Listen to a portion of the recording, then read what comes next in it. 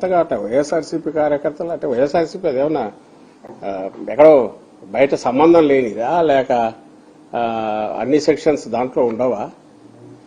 రైతులు రాజధాని ప్రాంతంలో ఏ రైతులైతే మా ల్యాండ్ ఇవ్వమన్నారో వాళ్ళ ల్యాండ్ హోల్డింగ్ ఉన్నవాళ్ళు, వాళ్ళు రైతులు, వాళ్ళు వైఎస్ఆర్సీపీ సింపథైజర్స్ కావచ్చు. అటువైపు ఉండేవాళ్ళు మరి టీడీపీ వాళ్ళు కాదా? పోయిండేది ఎవరు? వాళ్ళు పిలిస్తే పోయినారు. అన్ఇన్వైటెడ్ గానో ఇంకో దగ్గరకు పోలా. నీ కల్చర్ ఎట్లుంది అసలు? ఫస్ట్ థింగ్, ప్రజాస్వామ్యంలో ఎవడి వాయిస్ వాడు వినిపించే హక్కు ఉండాలి అనే దాన్ని నమ్మేవాడైతే చంద్రబాబు నాయుడు ఇట్లాంటి వాటిని ఎంకరేజ్ చేయడు. ఆయన దీన్ని క్వశ్చన్, ఎందుకంటే ఆయన పోయిన ప్రతి ఒక్కడే కనపడుతుంది. అక్కడ ఉన్నదంతా ఎవరి వాళ్ళ ల్యాండ్ చుట్టూ ఇచ్చిన వాళ్ళని గుంతలు దువ్వారు. ఇవన్నీ ఎక్కడ జరుగుతాయి? విలన్ ఏదో సినిమాల్లో చూస్తుంటాం. అవతల పోకుండా దారికి అడ్డం మీద వేయడము, దారి క్లోజ్ చేయడము, గోడ కట్టడము సినిమాల్లో చూస్తుంటాం. ఇక్కడ ఇవి చేస్తుంటాం. అక్కడ ఆదాయం వచ్చేవాళ్ళు ఆ మట్టి అమ్ముకోవచ్చు, డబ్బు వస్తుంది.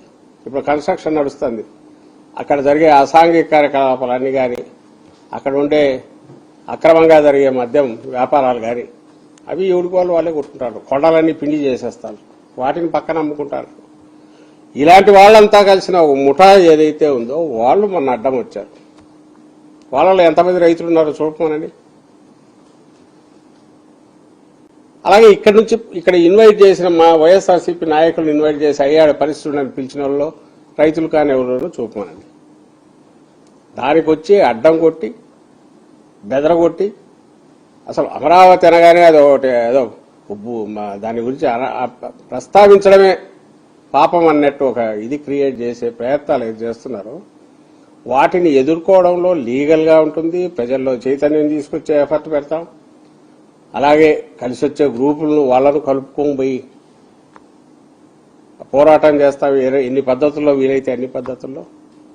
ఎందుకంటే to save Andhra Pradesh and to save our ఓ బ్రహ్మాండమైన అవకాశాలు, ప్రాస్పరిటీకి అవకాశాలు ఉన్న ఈ స్టేట్ను కాపాడడం, ప్రజలను కాపాడడం, ఆ బాధ్యత జగన్మోహన్ రెడ్డి గారు కానీ వైఎస్ఆర్సీపీ గారి ముందు నుంచి దాంట్లో ముందు ఉంటున్నాం, ఇప్పుడు ఉంటాం.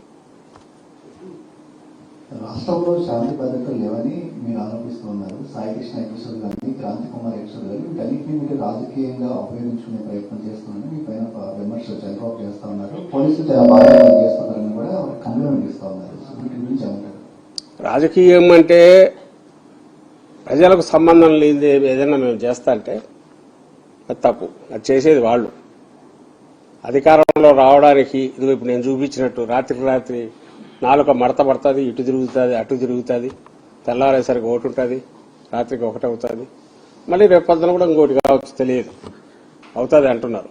మళ్ళీ వాళ్ళ బేరాలు కుదరకపోయినా ఇంకోటి కాకపోయినా ఏదైనా జరగచ్చేమో తెలియదు. ప్రజలకు సంబంధం లేకుండా ఎలాంటి ఇష్యూ అయినా జగన్మోహన్ రెడ్డి గారు కానీ వైఎస్ఆర్సీపీ కానీ ఇంతవరకు తీసుకున్నారా? ఒక్కటి చూపించండి. యాక్చువల్ మేము చేస్తున్న దాన్ని రాజకీయంగా మీకు నష్టం కదా అని అడిగేవాళ్ళు ఉన్నారు.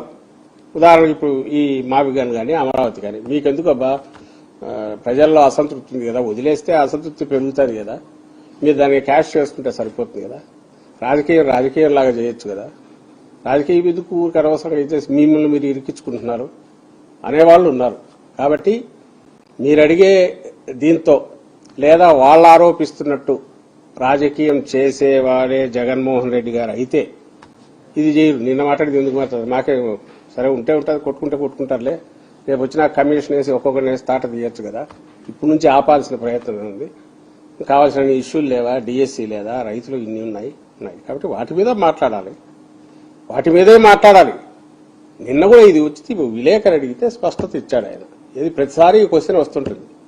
మీరే మీడియా నుంచి అడిగినప్పుడు స్పష్టత ఇచ్చారు. ఈరోజు కూడా ఇక్కడ అవినీతి లేకపోతే, ఇంత అవినీతి, ఇంత దుబారా, రాష్ట్రాన్ని ముంచే కుట్ర, అప్పుల భారంలో ముంచే కుట్ర ఇవి లేకపోతే దాని గురించి ఎక్కువ మాట్లాడాల్సిన అవసరం లేదు. అక్కడ పేదలకు స్థలాలు ఇస్తే వాటిని తీసేశారు, కాంట్రాక్టర్లకు మొబిలైజేషన్ అడ్వాన్సులు పేరిట ముందే ఇచ్చేశారు. వాళ్ళ పని చూస్తే అది జరగట్లే. నువ్వు 14-19 ఏమో టెంపరీ ఏంటివి, 24-29 మధ్య మున్సిపాలిటీ ఏంటివి, అది వస్తే తప్ప పూర్తి కాదంటివి. ఇంటర్నేషనల్ ఎయిర్పోర్ట్ ఒకటి, రైల్వే స్టేషన్ ఒకటి. ఎందుకంటే అంత భూమిలో ఏం చెప్పాలి ఆయనకు దొరకట్లే.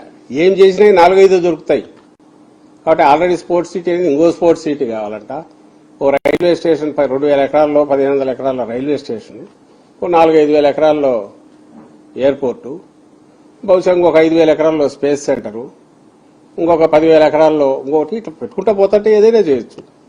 రింగ్ రోడ్డు ప్రాక్టికల్ గా ఉండాలా. దాన్ని ఎట్లంటే 1,300 కిలోమీటర్లు రింగ్ రోడ్డు తిప్పినాం అనుకో, దాంట్లో కూడా వచ్చేది వస్తుంది, చూసుకోవచ్చు. ఇక్కడ ఏమో 3 రోడ్లు 4 రోడ్లు సీడ్ యాక్సిస్ రోడ్లు, ఇంకేదో రోడ్లు పెట్టారు ఒకటి. ఎక్కడికి పోతాయి? 6 లేన్ల 6 లేన్ రోడ్లు. ఎప్పుడు హైవేలు కానీ అంత పెద్ద పెద్ద మెయిన్ వైడ్ రోడ్లు ఏమైనా ఉంటే 2 పాయింట్స్ ఏమన్నా కలపాలా, మేజర్ పాయింట్స్. ఎక్కడ కలుపుతారు? ఒక పక్క తెచ్చేమో ఈ ఆల్రెడీ చౌక్ అయిన దీంట్లో దించుతారట, ఇంకోటేమో ఆ వైపు ఎటుపోతుందో తెలియదు. అటువైపు కనెక్టింగ్ ఏది లేదు. దాని మీద 1,000 కోట్లు 2,000 కోట్లు 1,000 కోట్లే పెడతారు. ఆల్రెడీ వెస్టర్న్ బైపాస్ కనెక్టింగ్ ఒకటి వచ్చింది, దాని నుంచి కనెక్షన్ ఇవ్వచ్చు, లేదు. సో లేఅవుట్లలో వైడ్ రోడ్లు అని చెప్పి అక్కడ కూడా విమానాలు దిగేట్టు అవి పెద్ద పెద్ద రోడ్లు వేస్తారు. అది లేఅవుట్ వచ్చే నిజంగా వచ్చేది అయితే అని అనుకోవచ్చు. తెచ్చే ఆలోచన లేదు. కాబట్టి వీటిని అడ్డగోలుగా రోజుకోటి కొత్త ప్లాన్ చేస్తున్నారు. ఖర్చు పెరిగే కొద్దీ ఇంకొంచెం ఆదాయం వాళ్ళకు రావాల్సింది పెరుగుతుంది. కాబట్టి దాన్ని పెంచుకుంటా పోతారు.